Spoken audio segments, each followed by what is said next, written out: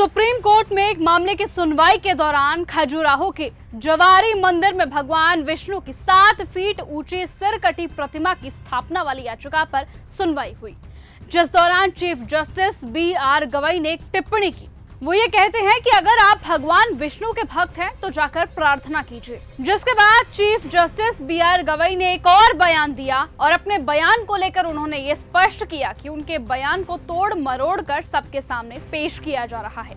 तो वहीं अब ये मामला कोर्ट का नहीं बल्कि ASI के अधीन आता है। पीठ ने कहा कि ये याचिका सिर्फ प्रचार के लिए दायर की गई है। जस्टिस गवई और जस्टिस विनोद चंद्र ने याचिका खारिज करते हुए टिप्पणी की है। फैसले के सार्वजनिक होते ही चीफ जस्टिस गवई के इस बयान की सोशल मीडिया पर कड़ी आलोचना हुई। कई लोग इसे धार्मिक भावनाओं को आहत करने वाला बता रहे हैं, तो वहीं कुछ वकीलों ने एक पत्र लिखकर इस बयान को सनातन धर्म के खिलाफ बताया और इसे वापस लेने तक की मांग उठा दी है। इस टिप्पणी के बाद अब देश में बहस छिड़ गई है और न्यायपालिका तथा धार्मिक भावनाओं के बीच एक नई चर्चा शुरू हो गई है। तो वहीं इसी मामले पर अब कथावाचक अनिरुद्धाचार्य ने अपने प्रवचन में तीखा बयान दे दिया। उन्होंने कहा कि एक जज ने ये कहा कि हम क्यों निर्णय दें, तुम्हारे भगवान में इतनी ताकत है तो वो खुद कर ले।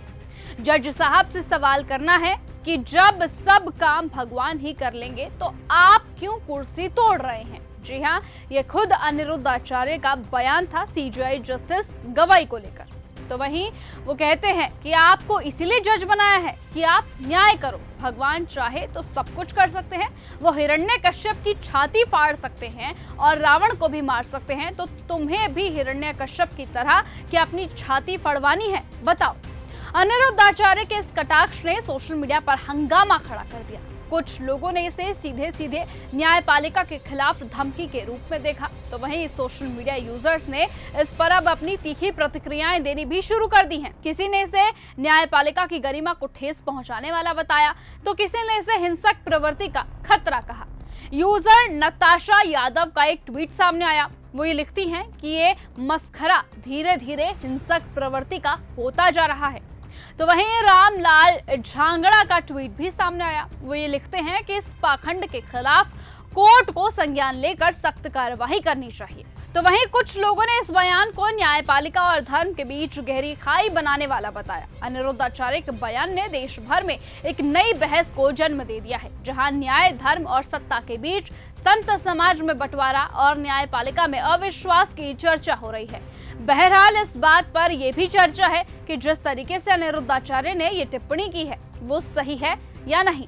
अब जनता दो हिस्सों में बंट चुकी है। कुछ लोग अनिरुद्धाचार्य के पक्ष में हैं, तो कुछ उनके विपक्ष में हैं, जो उनकी आलोचनाएं कर रहे हैं। चर्चा तो यहाँ तक तेज है कि जनता उनसे माफी तक की मांग उठा रही है।